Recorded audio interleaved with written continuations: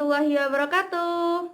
Hai teman-teman semua, perkenalkan nama saya Messi Pradria Borusilalahi dengan NIM A1D118021. Di video kali ini saya akan sedikit mempresentasikan tentang perkembangan ilmu pengetahuan dan teknologi informasi serta dampaknya bagi pembentukan masyarakat global. Pembahasan yang pertama adalah perkembangan ilmu pengetahuan dan teknologi informasi. Perkembangan dunia iptek yang demikian pesatnya telah membawa manfaat luar biasa bagi kemajuan peradaban manusia. Kemajuan iptek yang telah kita capai sekarang benar-benar telah diakui dan dirasakan memberi banyak kemudahan dan kenyamanan bagi kehidupan umat manusia. Kedua adalah iptek dan peradaban manusia.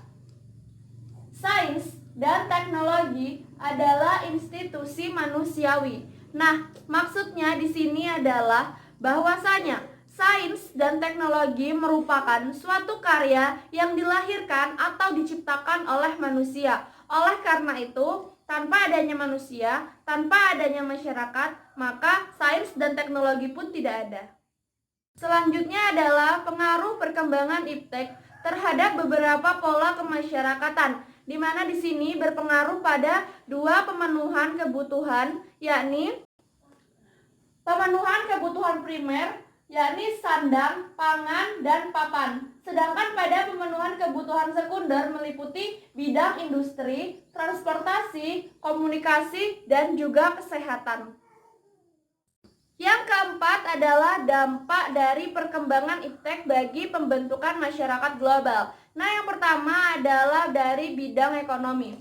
Di bidang ekonomi, dampak positifnya adalah pertumbuhan ekonomi yang semakin tinggi, terjadinya industrialisasi, produktivitas dunia industri semakin meningkat, persaingan dunia kerja akan menuntut pekerja untuk selalu menambah skill dan pengetahuan yang dimiliki. Yang terakhir, mampu menjadikan produk kedokteran menjadi komoditi.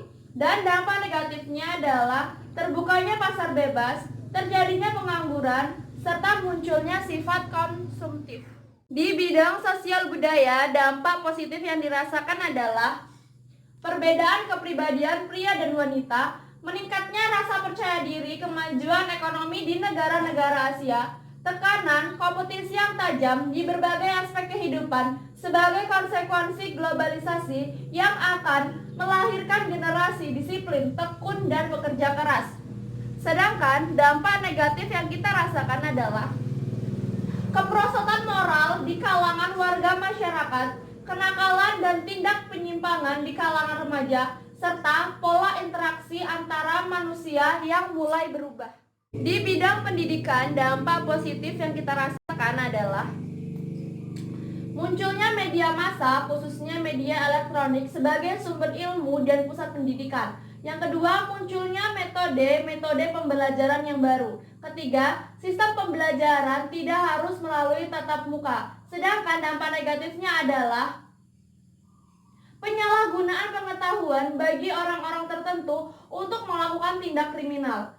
Yang kedua, kerahasiaan alat tes semakin terancam. Di bidang informasi dan komunikasi, dampak positif yang dirasakan adalah kita dapat berkomunikasi dengan teman maupun keluarga yang sangat jauh hanya dengan melalui handphone.